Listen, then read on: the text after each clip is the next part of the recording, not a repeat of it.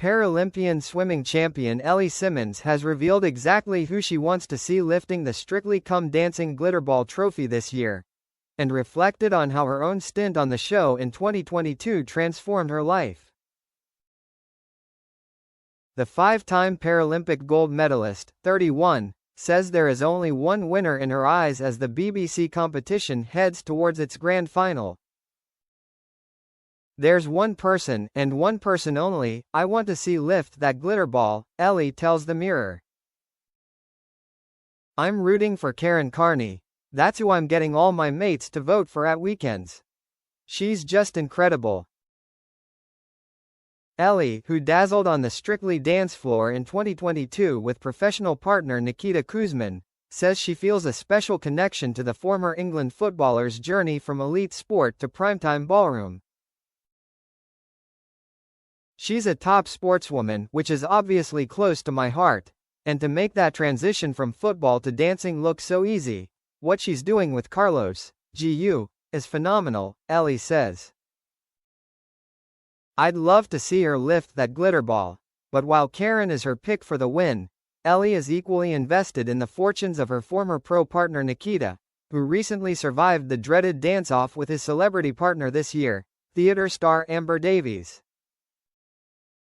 "Of course, I can't forget Nikita," she adds. "He's doing brilliantly with Amber. We haven't really stayed in touch since the show. He's super busy, but he was the best partner, and I follow his journey avidly on social media." Ellie's own time on Strictly saw her make history as the first dwarf contestant on the show. She reached week 7 before being eliminated after a dance-off against EastEnders star Molly Reinford, an experience she looks back on as life-changing. "It was amazing, and it meant so much to me," she explains. "Strictly is just incredible for representation and educating people on disabilities."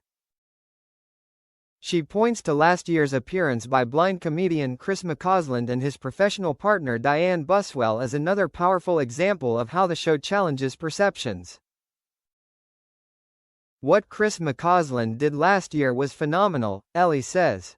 "He and Diane showed millions of viewers that people, disabled or otherwise, can do whatever they put their minds to. They may have to adapt things to do it, but the sky's the limit." For Ellie, using her platform to talk openly about disability and visibility is a responsibility she embraces with pride. "I feel so privileged," she says. "And to do it alongside brilliant people like comedian Rosie Jones and Sophie Morgan. Hopefully we can help children and their parents out there, let them know they're not alone, and that their child with a disability is going to be okay." Away from the ballroom, Ellie has thrown herself into charity work. She has been a celebrity supporter of Dogs Trust since July and has been spending time seeing their work firsthand. "I've seen the amazing work they do and visited their dog rehoming center in Harefield," she says. "I was at their Christmas Carol service last week. They do amazing work." Ellie is backing the charity's Happy Place Index campaign, based on research with 5,000 dog owners across the country, looking at what keeps dogs content and stress-free.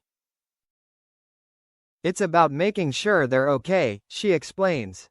"The research has found that dogs have been left on their own for a long time, up to 5 hours, which is making them anxious. They say 4 hours is best. There are lots of tips and tricks on how to decrease your dog's anxiety when they're on their own."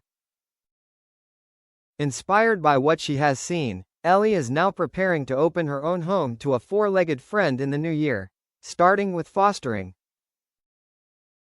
"I've just moved house, I was renting and have now bought my own place, so I couldn't do anything before the move," she says.